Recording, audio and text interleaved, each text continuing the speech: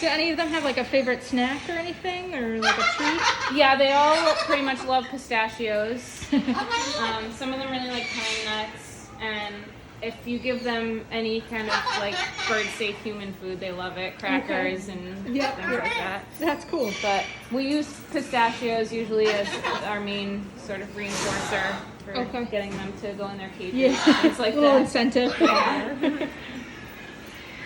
This is our quarantine room, so these are all new birds that are just coming in. They get vetted before they can come out and join the rest of the population. Very cool. How many birds do you think you guys take in a year, typically? I would have to go in and look at our numbers. I can email you. I Yeah, think it's no worries. probably, we take in maybe like 5 birds a month. Oh, wow. Okay. And we receive about 700 requests for surrender every year. Wow. We never just turn people away. A lot of times we can help them with like training if they're just having issues with their birds screaming all the time. We'll try to help birds keep their homes as much as possible. Yep. And that 5 a year is for sanctuary. We'll also take in additional for adoption. We probably adopt out about 50 birds. Oh, wow. Okay. Year. Okay. And then if we can't help a bird, then we'll refer them to one of the other rescues in the area that has space. So we'll never just say no. Right. Try to keep up with as many as you can. Yeah. Do you take birds from all over the country, or is it pretty much just a local state? Usually just New England. Yeah. But if someone contacts us from elsewhere, we will like research rescues in our area and direct them to a kind of accredited organization.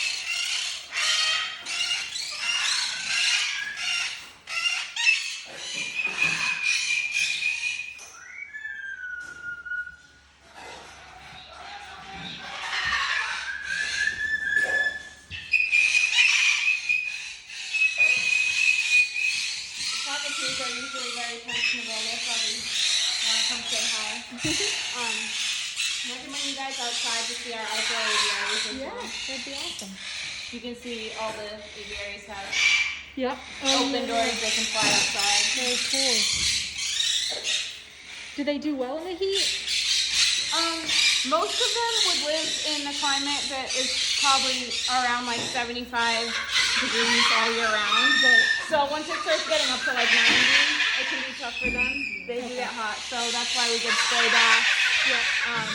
Most of them have water trays that they can bathe in. Yeah. But actually, even the larger birds like to bathe in little tiny dishes. I think because in the wild, they would go in like a tree cavity that's collecting water or something like that. So like, we'll give them a big huge water tray like that to bathe in, and they'll still be trying to stuff themselves into their little tiny water dish, which is really cute. That is cute.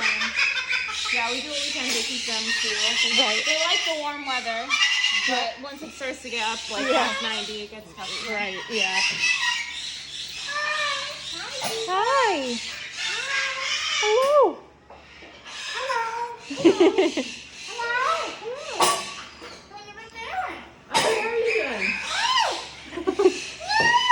What? Hi. Yeah, he is. That's funny.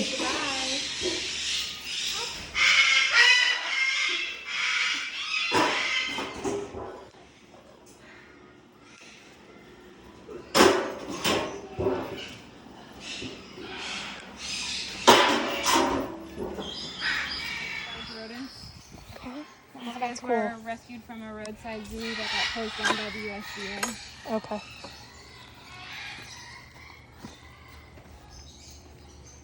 Hello.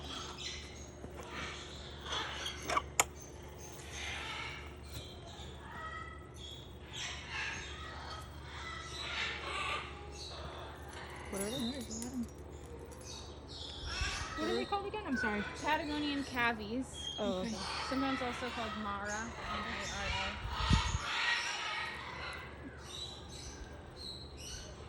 I feel like these were in here last time. Yeah, I think so.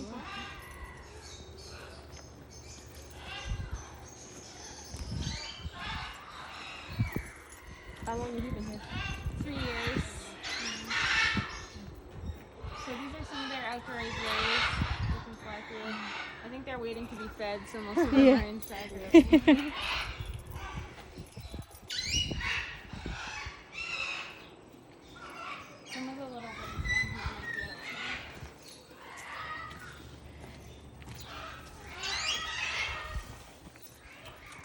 Do they get fed once a day pretty much? Yeah, they get fed once a day, and then we'll go back and usually check their waters. Okay. We check everything at the end of the day to make sure nothing got missed, but in the summertime, sometimes they'll need their waters to be refilled. Gotcha. They, you guys are cute.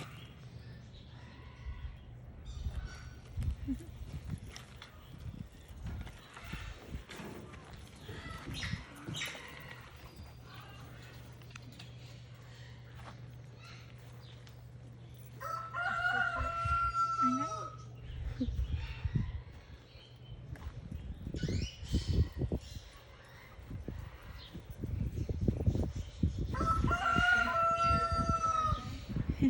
Oh, yeah. You love to say hello. Hello. You can see they're working on destroying their... Oh, yeah.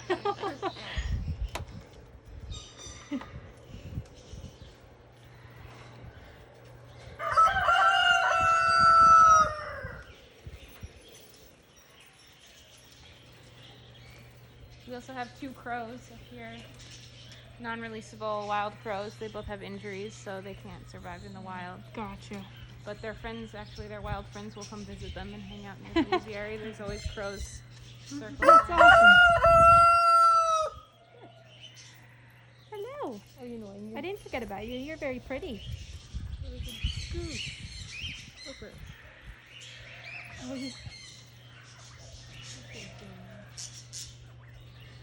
And now this goose is injured, right? Is this one of the ones that you have that's... Yes.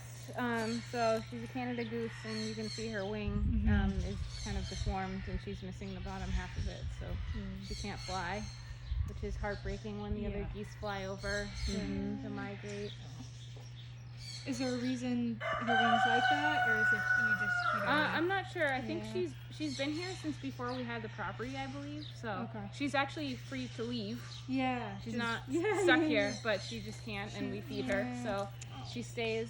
But I think we're gonna try to find another injured Canada goose and get her a friend. Yeah. That'd be so nice for you, huh? Is she like depressed or anything? No, she seems okay. She definitely is interested in the other birds. And Yeah. I don't blame her. But yeah, she has her cockatiels, and then we have some other miscellaneous birds in here, like doves and finches and canaries.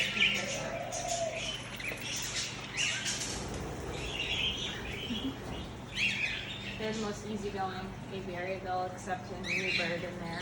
You don't have to go through the whole process like we did. Right. Yeah, having to introduce. In the wild, they would live in huge flocks of like 50 or 100 birds. Oh, wow.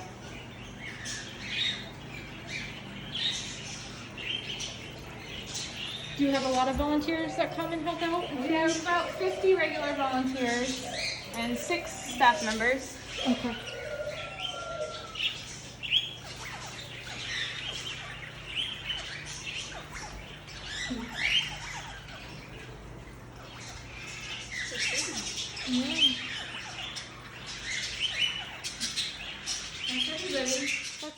Remember, part of the foster parrot sanctuary's motto is that no cage is big enough, meaning parrots are not meant to be in cages. So their message to you is to not adopt parrots or birds of that nature because they're so hard to take care of and they really belong out in the wild where they can fly miles and miles each day. I believe it's 30 miles each day. So if you're going to, just remember how important it is to know that they are very hard to take care of and it takes a lot of work. Here are some pictures from the tour, and as you can see, this bird kind of flies around. So they do let birds who need human interaction out of their cages, and they fly around and they'll sit on your shoulder. They sit on the volunteer shoulders, the staff members, and myself and Cassie had the awesome experience of having him on our shoulder. So that's him. And even in their facility, they have open places where the birds can perch on, so they don't always have to be in cages. because sometimes the cages can make them sort of sad. Just imagine, staying in your house 24/7. That's kind of how they feel, especially because they're supposed to fly for very far distances, and they can't do that in a cage. So this way they can fly around a little bit. And we like this sign, "Don't buy birds, adopt one instead." A lot of these birds were surrendered by their own caregivers, and they don't really like it too much. They do get a lot of care, but it's not the same. And here's some tortoises that they have. They rescue a lot of animals, so if you ever go visit, they have tortoises. They have these animals that are basically large rodents. They have so many birds. They actually have a goose on property that was injured. So remember, don't buy birds, adopt one. You can always go visit this place. Just go onto their website. Just Google Foster Parrot Sanctuary, and it's in Hope Valley, Rhode Island. And you can schedule a visit, and you can help by donating, or you can look to adopt. But definitely don't buy birds. You want to adopt and get the birds that are at smaller facilities. You want to give them a home. Thanks for watching, and I hope you enjoyed this trip to the Parrot Sanctuary.